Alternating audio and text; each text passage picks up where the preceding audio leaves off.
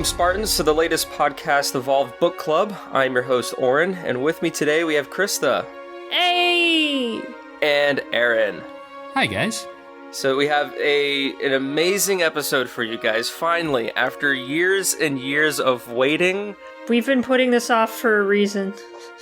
Escalation Volume 4 is here. No. I should look it up, but I think we did volumes 1, 2, and 3 over the course of like a year back in 2017. And I think just like after like Promodium and Silentium and that kind of run that we had, we were just like, oh, we need to do volume 4, and we literally just kept pushing it off and off and off. So we're finally doing it. We're sitting down. 2020 is the year of Halo, so we're starting off right by catching up. But are we catching up to the right things? Is this the good Halo? There's some ups and downs. Personally, I kind of like the arc of Volume 4, but I didn't like the ending, and we'll talk about it. And I read the whole Escalation kind of prepping for this, and we'll give a very brief recap for those of you who have maybe forgotten what this story is all about. But before we do all that, we wanted to take a moment to recognize our patrons who donate to us every single month. And if you would like to learn more about our Patreon and the rewards that we offer those who support us, you can go to patreon.com/podcastevolved. And Aaron, who do we have? Wait, Aaron, did I introduce you? You did. Don't worry. Okay. You didn't forget about me. I'd have been more offended if you forgot. I was just like, wait, I haven't heard him talk just... Okay, anyway, so Aaron, please read off our lists of active patrons. Okay, we have a massive list of patrons. This is getting ridiculous. By the way, a shout outs to the people that have been with us for more than 12 months now. Crazy. Woo woo. Thank you very much. This is getting out of hand. Now there's 2 of them. It's getting really out of hand. Oh, there's a lot here. Right, go through this list. You'll have to wait with me while I scroll, because now we have to scroll. We've got Alex DeSudo. We've got Duststorm. We've got Edgar, Evan, Gunk, HW, Jim John, John Bob, Connor, Lance, Lucas, Matt, Matthew B, Matthew S, Mohammed, Morton, Nick, Orion, Philip, Raul, Ryan, Ray, Sabrina, Spencer, Trevor, and Zach. So many people. Thank you very much. 27 patrons, Jesus. This is getting out of hand. Now there's 27 of them. There's 27 of them. This is great. We have a good year planned. Just thinking about all the stuff that's going to happen this year just gets me excited every single time. The mere fact that we can do things because we've got disposable income now is great. I like to do things. It definitely opens up a lot of doors that we have been wanting to open up, so to speak. Right, so shall we get away with it? If we have to. Nope, this is the episode. Thank you very much. Alrighty, we read it. Hope you did too. So Volume 4 is the final 6 issues of the Escalation arc. The individual issues were 19 through 24, and they were released between June of 2015 and November 2015. They were released monthly. And then the actual volume came out in March 22nd of 2016. So yes. Now, this isn't the oldest piece of Halo medium that we have yet to cover, and we are excited to share with you. We have the first piece of Halo medium yet to cover. Stuff down the road that happened about 19 years ago, but we'll get to that on the next episode of the podcast Evolved Book Club. The comics were released digitally and physically through Dark Horse, and then we have a variety of authors. We have Duffy Bordeaux, Ian Richardson, and Douglas Franchin. The Volume 4 sort of collection of all 6 issues run you 144 pages. And before we get into what it is, I kind of did a very, very brief recap of all the issues because the final 6 issues is the Absoute Record story arc, as we all know. And there are different kind of smaller arcs throughout the other 18 issues that kind of relate to and get us to the point of the Absoute Record. And then there's a couple other kind of spin-off issues that kind of do some stuff with Thorn and do some stuff with Master Chief and Spartan Tanaka. So to kind of just run it through Issue 1, you have post-Spartan Ops. Palmer and Lasky are doing negotiations with the Brutes and Elites, but there's like a traitor, and they kind of find the traitor, and all the different diplomatic sort of relations kind of get up in the air, and it seems that people don't want, even UNSC or former UNSC people don't want all these species to kind of come in harmony. So there's kind of still issues about that. Issues 4 and 5 are about the Spirit of Fire. We kind of get a little backstory about them and kind of how they're connected with, what's his name, Admiral or Lord Hood. Then we have Aaron's favorite issue, issue 7, where we follow sad Spartan Thorn about the New Phoenix incident with his sad violin and his talking couch Steve. Shout out to Chris, who loves that character. Then we get a pretty good trio sort of arc where we have Master Chief hunting down the Didact and finally silencing him at the Composer's Forge. So when I was rereading that, I made it feel like, do you think at one point that's what Halo 5 was going to be? Possibly. And then they decided to just wrap that up and do something else. So that's an issue thing. Issues 11 and 12, these are kind of the first where they kind of become relevant for Volume 4, where you have Thorn and Ray. They investigate a bioweapon on a planet called Ven 3, and Thorn gets captured, and there's this giant pirate's nest of Kig-Yar, and there's an elite that has this bioweapon. And right when they resolve everything, they blow up the hive, and they are about to capture this elite, Oni agents just like literally come out of nowhere, and they're like, wait, hold on, stop, no, we're gonna take him, it's gonna, we have to do this, Osmond told us to do it, don't kill him. And his name is Ayit Sevi, and or at least I think how I pronounce it, and that elite, we find out, turns up again in the Absolute Record. Then we have issues 13 through 16, which is about Halsey trying to get the other half of the Janus key. If you remember from the end of Spartan Ops, the Janus key was kind of split, and Halsey took half and the other half was left with Glassman? Yeah. So the big thing from this arc is just that Palmer hates Halsey and just like wants to kill her with an absolute passion. Halsey manages to dupe Palmer and Glassman and gets the other half of the Janus key. And then we get a quick little introduction to Spartan Tanaka in issues 17 and 18. And then she, of course, is in Halo 5, but then she also joins a fire team in the Absolute Record series. So I guess we'll just kind of jump right into it. Now that Halsey has both sides of both Janus keys, and they can, I guess, form one key, she is using those, deciphering those with Jul Mdama to try to find the Absolute Record. And while this is going on, Osmond approaches Lasky and says, we want to put together a fire team so we can go and intercept the Janus key and stop Halsey from doing whatever it is that she's doing. And do they know that she's going to the Absolute Record, or is Halsey the only one who knows that the Janus key takes them? No, they know now, I think. I think they do know, because that's why it's such a severe sort of stakes. It's very high stakes, because I think Osmond wants to know the location of all.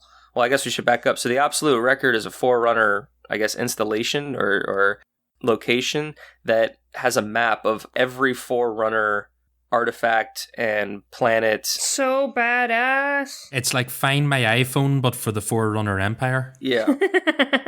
And everything is just one location. And during Spartan Ops, the series with Halo 4, the librarian approaches Halsey or is a vision to Halsey and says, you need to find the Janus keys so you can go to the Absolute Record. And so now kind of called right? Doesn't that happen? She gives her the Janus key, but they only get one half. That's what happens at the very end. Is she's in like the portal and Halsey gets the Janus key, and then humans end up with one half and Halsey has the other half, and Palmer shoots her and she goes off with Jul.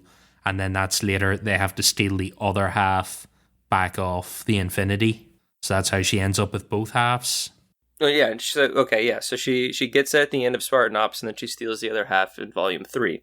So now that she's deciphering where they need to go, Osmond puts together a fire team of Palmer, Spartan Thorn, Spartan Tanaka, Dr. Glassman, who's kind of the next in line Forerunner expert next to Halsey. Expert's such a strong word. It is. That It really is. It says it in the comics, but yeah, it really is a stretch there. He's no Anders. He's more of a glorified scientist that is being thrown into the Forerunner technology because Halsey's gone.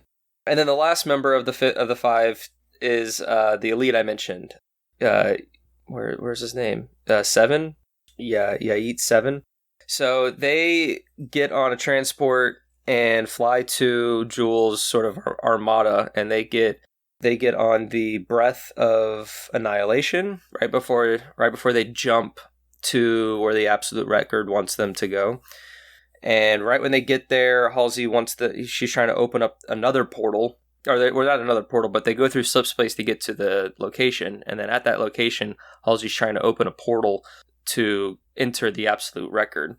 And when she finally does that, some of Jul's ships, including the Breath of Annihilation that the fire team is on, gets like cut in half because the portal kind of opens up in the middle of it. And so some of his ships kind of blow up, and he's all angry because every twist and turn that Halsey's taking his like covenant, it keeps getting like hit and killed, and he keeps losing reinforcements and stuff. And Halsey's just like, oh well, it's okay, like it's worth the sacrifice because this calling is so supreme. And so then the Breath of Annihilation's kind of destroyed a little bit, and so our fire team tries to very quickly go over to Jul's ship, which is a Song of Retribution. And they finally get over there, but then they realize that the transmitter to contact Oni was destroyed. So some of the fire team needs to stay stay in the area so they can contact Oni, and the other half need to go and pursue Halsey. And so Palmer has bloodlust, so she stays on the ship, and they need Dr. Glassman to stay so he can inspect the foreign artifacts. Now that he's not fainted, because he's useless. Right. Well, like during the like explosions and stuff, when they're like fighting their way because of all this confusion, like he's just like hiding and cowering behind all the Spartans, and everyone's like shooting everything, and they're throwing up hard light shields to protect him, and he's just, I think he actually does faint at one point. Yeah, he just passes out. What a baby. So then Tanaka has been tasked to stay with Glassman, so that puts Thorn and Sevi to be a kind of a pair to stay so they can kind of contact Oni, and they're button heads because of what happened on Ven 3, the other issues, because Sevi kind of like outmaneuvered him and kind of like outmatched him, and so Thorn's like a big baby about it. So basically, to kind of wrap up Thorn and Sevi's sort of arc, they just kind of just stay and fight for like the rest of these like 4 issues. A lot of the real action is really what happens in the Absolute Record, but basically they get in contact with Oni. Thorn's running around. There is kind of like a subplot where there's a traitor among Jul that was captured that tried to kind of lead his own holy followers, and so Sevi he frees him and brings his kind of what's it called, like marooners or other traitors to then fight Jul's people. So there's just mass confusion everywhere, and all they're doing is running around, and they get to like a moon, and Thorn gets injured, and so you're like, oh no, Thorn. And that's kind of all that they do for like the whole, like I said, like the following 4 arcs. They kind of just don't really do anything, but the meat of the story is at the Absolute Record. So around, I guess, issue 21 or something, they enter the Absolute Record, and they find an ancilla called the Steward. And the Steward is talking to Halsey, and Halsey's like, I have come to find the Absolute Record. The librarian told me to come here, so let me in. I demand it. I'm entitled. And the ancilla was like, well, we need all the reclaimers here. And she's like, what? And so then a bunch of Sentinels come out, and Tanaka, Palmer, and Glassman are like in hiding. And so the Sentinels pick them up and bring them next to Halsey. And they kind of have this kind of comical and funny, awkward moment together where they're basically the 2 sides, Jul and Halsey, and then you have Palmer, Glassman, and Tanaka in this like face-off. Halsey's still trying to talk sense into the ancilla, but what's interesting is that the ancilla knows like how powerful the Absolute Record is with like the knowledge and stuff. So the ancilla is like, well, I need to determine who's worthy. So I need to ask you guys like a series of questions. And so Palmer's like, all right, Glassman, you're up. Glassman like steps up and he's just like, fuck you. He's like, okay, sure. And so the first question was, which I found very interesting, it was like, a species has been discovered that their like biological tissue has the properties that can create a cure for the flood. And if you were to extract those qualities from a living member, there's a 35% chance that you can extract whatever solution is curable against the flood. Whereas if you were to take a deceased body of that species and dissect it and try to recover the properties that would give you the cure, there's only a 33% chance of it succeeding. And so it says, would you allow the species to live in autonomy and essentially wait for them to die so we can extract their or dissect their bodies to create this cure, or should we just outright just kill them or control their repopulation and essentially commit genocide for the greater good of the universe, since it's a higher probability? It's an interesting question because Halsey's very much on the side of, in the eyes of the universe, and says that we should kill everybody basically, whereas Glassman's has a little bit more empathy and would rather do the other option and let them live in autonomy. Yeah, the last time Halsey had this choice, she didn't make it. She left John to make it and was like, you make the proper choice. But apparently in the last couple of years, Halsey got extra cold and was like, nah, fuck him. What choice was that? Remember with Johnson? She finds out Johnson was immune in, is it First Strike? I think so. She analyzes it and she has the data and she gives it to John. She's like, you decide what to do. And then Chief originally gives the data over to the Oni guy. And then later he gets a second chance and realizes the error of his ways. But like Halsey straight up was like, this is a good learning tool for you. You'll make the right choice. And I was like, apparently now old Halsey would have just been like, fuck Johnson. We'll dissect him here on the ship. Yeah, wow. We'll chop him up right now and do it. Apparently losing an arm makes you kind of nasty. I'm surprised Kat didn't murder everyone. I mean, she did drive me off a cliff a couple times. Yeah, she did murder all of us quite a bit. Good point. And I think there was a second question, but I don't remember it because it kind of gets cut short when Halsey... she basically hacks... Or do you remember what it is? Yeah, no, I'm just about to get upset about this next bit. Oh, yeah, this part, I wasn't... This is where I don't like the story. Like, everything up to that, minus Thorne's kind of pointless arc, everything with the Absolute Record, I was really intrigued with, and I kind of didn't like this next... Well, I didn't mind her choice that she's about to make, but the repercussions of that leaves the story pointless. So, basically, she hacks the system and prevents the Ancilla to continue doing this quiz. And so she's able to slip past and go into some sort of what's it called? Not mausoleum, but just some sort of auditorium type place to where she can speak to the librarian again. And the librarian's like, this is the Absolute Record. You are here, Halsey. And this is your destiny and all this kind of stuff. And she's like, yes. I get really upset that Halsey was able to basically hack a contender class AI. I know, right? Just so easily. You know, like we've had mendicant bias and offensive bias who... Even the didact couldn't take down mendicant bias. He had to build offensive bias to do it. And now we're going, but Halsey hacked the third one, the custodian. And you're like, I think this is Halsey who couldn't hack Cortana. And Cortana's not a contender class AI. I don't even think crazy ass like Halo 5 Cortana's probably on the level of mendicant bias. No. But we're led to believe that she was able to hack this fucker. Yeah, just like super easy too. While she was doing something else. And one-handed. Yeah. And one-handed, yes. I think that's the biggest stretch to like, it pushes Halsey's skills a little too far. Because Halsey's always like mostly had a grasp of Forerunner stuff, but she doesn't understand all of it. And she doesn't have all the answers, whereas... She's she's just making like educated guesses and all this kind of stuff. Whenever she deals with type of a Forerunner artifact, she never truly knows what she's doing. Like kind of like any scientist, she kind of just does it and sees what she's able to hypothesize and carry out. I had to like reread these pages because I was like, wait, what? She just slips by them and just, okay, all right, let's see where it goes, I guess. And so Halsey is learning what the Absolute Record is and learning about the different portals, the different locations and all that.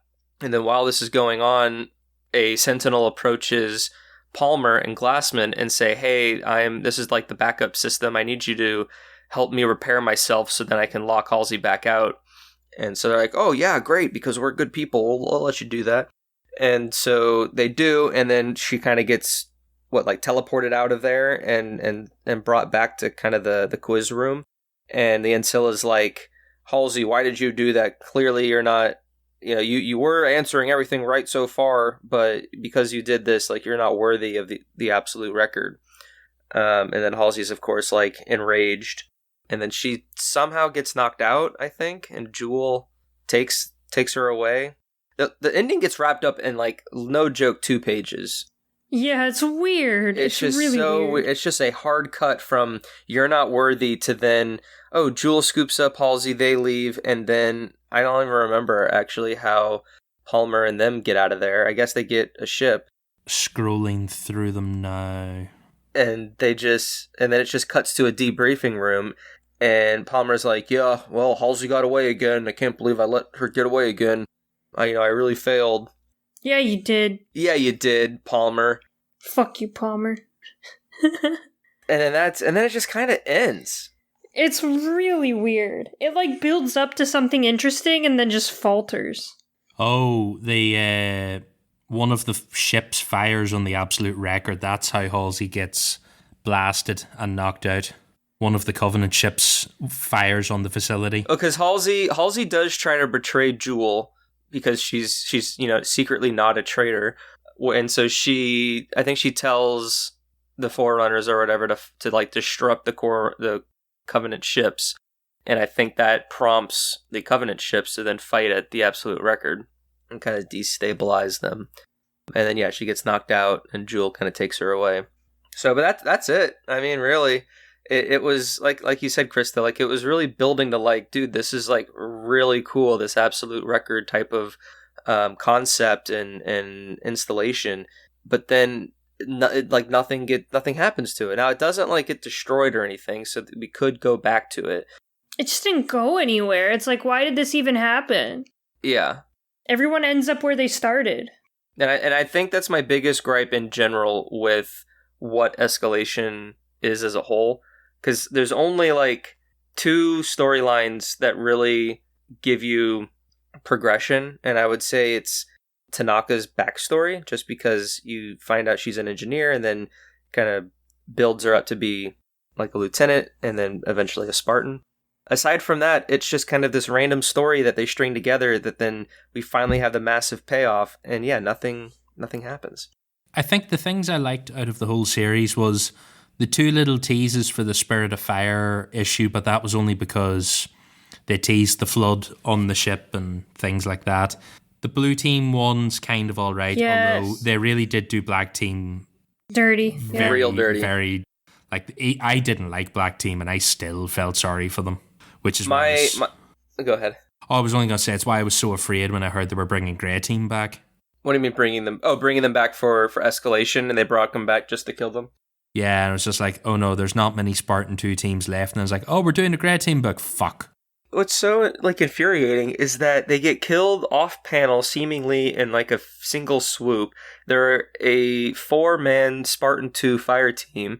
And then literally the next day, Blue Team, a 4-man Spartan-II fire team, spend an issue and a half fighting the Diadact. And it's just like, what? Anyway, that's what... It's just like, yeah, I understand, like, Spartans die, but to just kind of wipe out these 4, and then, oh, now you have these 4 with plot armor, so they don't die. Just poor writing, yeah. Yeah, and the worst damage you get then is John's eye. You get to see his eye through his helmet, and it's like, no. And I'd argue that fight is, like, good. And so if you had that type of fight and, like, you had maybe one member of Black Team die, and because of that, they retreated, so then they went back or whatever, and then, I don't know, like, you could have written, or in order to kill off 4 Spartans, you need to write it a certain way, I feel. Well, you need to honor them. Yeah. And it doesn't have to be, like, overly heroic, but it just needs to be believable, since the Spartan-IIs are arguably, like, the most strongest and diverse fighting machines and stuff. Oh, they've been around for so long, they know what's up. Like, they're not stupid. No. My favorite 2 issues was issue 11 and 12, which is when Thorn and Ray investigate that bioweapon on Ven 3, and we get the whole kind of Kig-Yar pirate cave selling slaves and black market weapons and ships and stuff like that. Like, that was, like, to me, like, kind of the most interesting, best kind of story beats throughout the whole series of Escalation.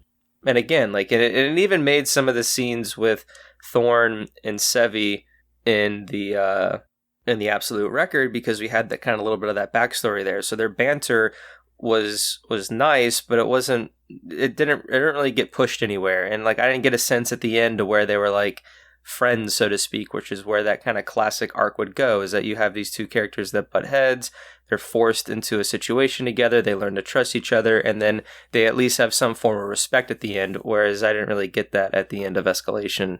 I imagine possibly it could have been a setup for back in the day when Thorn was going to be the 4th member of Osiris. Yeah, maybe. Maybe Sevi might have been like their... Who do we call the pilot? Remember in Halo 5, the elite pilot? Oh. He could have been like their go-to person on Sanghelios, maybe something like that, but then he got ditched for Buck. Yeah, I could see that. I can see that. But yeah, anyway, I mean, that's kind of it, really. As a whole, Escalation isn't terrible. It's not top tier Halo content. You could read literally any of the other books and get a better experience.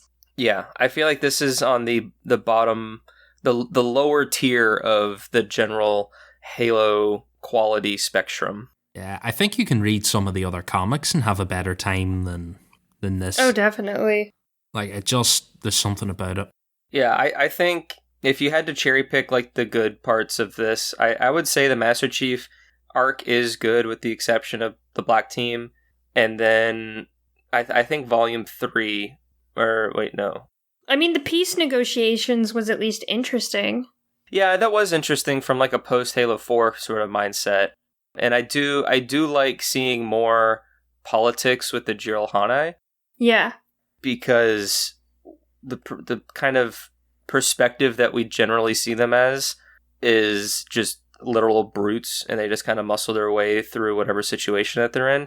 And there was a little bit of that in Halo 2, where we saw Tartarus and them kind of take over the Elite's honor guard. But I to kind of see post-war brutes, I think, is always interesting. And I think that was one of the things that really fascinated me about Halo Envoy, because you had this kind of brute faction operating post-Covenant, post-Human Covenant War. And it's just an interesting perspective. So yeah, I do agree that that there are some good parts of that first. The Tanaka initial. wasn't bad either. Yeah, no, Tanaka's another good like introduction, and I feel like her kind of 2 issues. I feel like she could have had a 3rd issue to kind of help with, or at least they shorten her first issue so they had more panels to talk about other things. Yeah. Like I said, like it really does go up and down. There's the lows of lows, and it has not terrible and pretty rewarding highs. It's that, like you said, it doesn't go anywhere. At the end of it, everyone's exactly where they were at the end of Spartan Ops, and about the only thing it sets up is the unrealistic hacking abilities of Halsey. Yeah, pretty much. Yeah. The art's cool. Some of the art is very nice. Some of those panels were Polymer's fighting the Hunter on the Spartan Ops deck is quite cool. Yeah. Although there are a few times where when they go between issues and the art style changes a little bit, I sometimes find that a little jarring, because sometimes Halsey looks oddly younger, and then sometimes Halsey looks like a reanimated corpse. Sometimes I just can't tell what character's supposed to be who. Like, is that supposed to be Lasky? Like, I know people are very critical of the art style, and I don't really have an eye for it, but sometimes they can be confusing, although I don't think I was as confused with these as... There's another comic that's not coming to mind right now that confused the hell out of me. Is it like Lone Wolf or something? Could be Lone Wolf, or it could be some of the Atriox Initiation? stuff. Yeah, I'll have to have a look back, but the comics aren't really my thing anyway, so I find it sort of hard to get excited. And the other thing was, this is tainted by the fact me and David were doing these issue by issue, and waiting between issues sucked all the joy out of it because it just was not going anywhere. I think I'd be a lot more forgiving if, like Oren, I'd read them all in one go and went, it's all right. But waiting week after week to find at the end that, or month after month, like these were released once. Oh fuck! Once it was month after month. Like to get to the end and go like, fuck it, nothing changes. Yeah, I can see that being very frustrating because I think I sped read through these in maybe 2.5 days, so I guess 3 days. And yeah, like I understood that like some of the beats were kind of slow to kind of lengthen the issue, so to speak, and to kind of get that storyline to get from point A to B, but in kind of a longer way than you could have done. And that may just be how comics are. But yeah, kind of just picking up, or clicking through one issue just to right to the next one, it made the storyline still feel pretty connected and pretty fluid. But to kind of put it down for a whole month and then come back to it, you're like, okay, wait, what kind of happened? And then I can see how it is more seemingly disconnected and slow because it's taking you 3 months to read one arc. Yeah. Anyway, I would love to see a kind of return to the format, though. I think having a long comic issue Halo story is still a great medium for a Halo story. Or it has to be a really simple story, though. The problem is with us, like, lore crazy people, is like the comics never give you enough oomph to really kind of sedate our appetites for extra lore.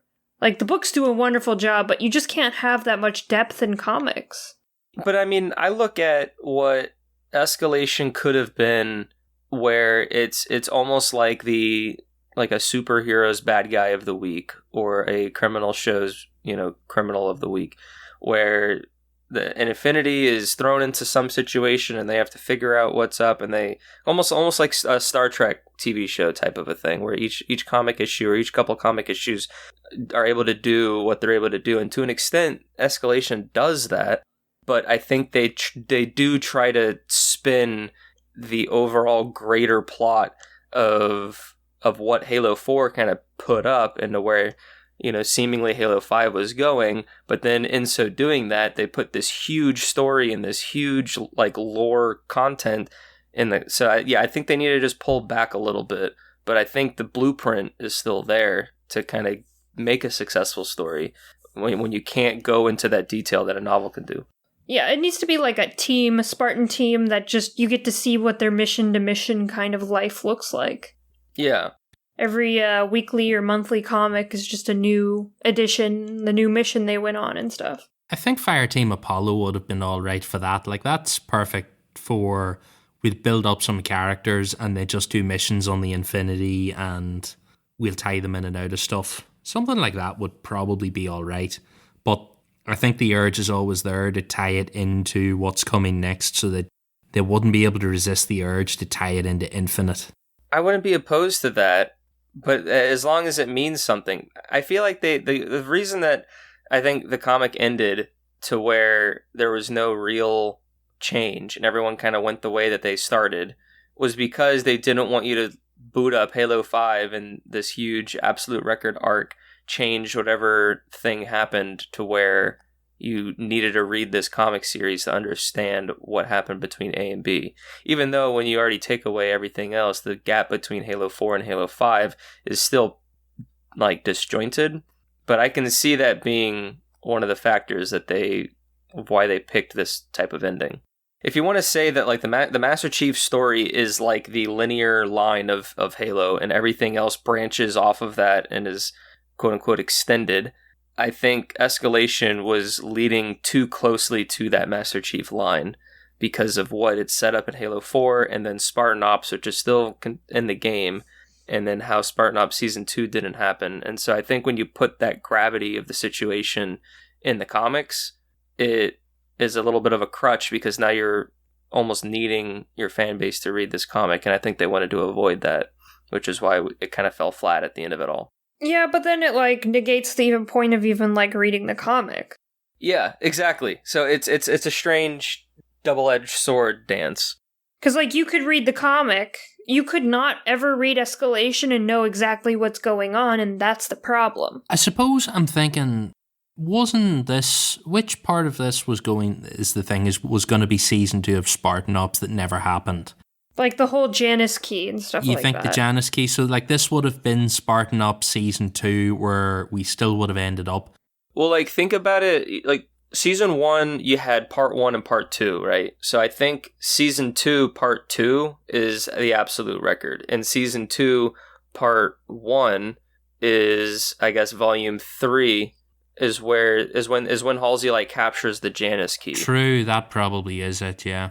Like, where they go down to try to capture Halsey and they're fighting on whatever moon this is and all that. And then they can even have that where Ray and Thorn go into the Kigyar hideout or whatever. That could be Season 2, Part 1. And then literally all of Season 2, Part 2 is the Absolute Record. That's the way I kind of broke it down. Padding that out as part of Spartan-Ops probably would have been all right. And then I could have seen why it ended this way. But I think just as a comic, it's all a bit... Although it does make me a little sad that we wouldn't get to see those in cutscenes, because I think that would be cool to look at. Oh, hell yeah. Oh, it would have been great to see the Absolute Record and, like, space combat and all that in cutscenes and stuff. And this new AI and everything else, but I suppose it is what it is. Yeah, but then we'd have to face the fact of replaying Spartan-Ops. Yeah, which is tough. You know, like, we've already buried down that gameplay is just not fun. From someone who had to recently play everything again for Mission Debrief, it is not fun. Yeah. It's almost torturous. Like, it just is so redundant. I got my Master Chief Collection achievements, and I can walk away. I just watch the cutscenes occasionally, and it's only really that first cutscene when the Infinity smashes through the ships. Mm-hmm. That's the one to watch. The rest of them, it's so I'm good. Right. I was going to say, if you watch that first cutscene and the last cutscene, you're good. Yeah, pretty much. Yeah. Is that about it? I think so. We don't want to shit on it too much. Yeah, I mean, I don't know. It's on the lower end of the spectrum, but like I said, there are still some good moments in it. So if it's all out now, so if you haven't read it and just want to listen to us talk about it, I mean, our book clubs are probably sufficient. But yeah, find your favorite issues and just reread those and forget about the rest. I don't know. I don't fucking know. I don't know. But anyway, so that was Escalation Volume 4. We're finally done, so we can close the book on that. Our next book club, we are taking it back even farther. We're going to 2003, when, I think that's when it came out, when Halo: The Fall of Reach came out. Yes! Yes, you heard me right. We are a Halo show that's been going on for, almost 6 years now? Oh, don't say that. We haven't done the original trilogy, so we will be doing the whole trilogy during the first half of this year. And February's book club will be, I shouldn't say a month tied to it, but our next book club will be The Fall of Reach. So until that time, you can check us out. We have our Mission Debrief episodes. We have our regular lore-focused episodes, our numbered shows. You can follow us on all of our social media, as well as Discord and Facebook. And all of that you can find on our website, halopodcast.com. And with that, evolve! Evolve! Evolve!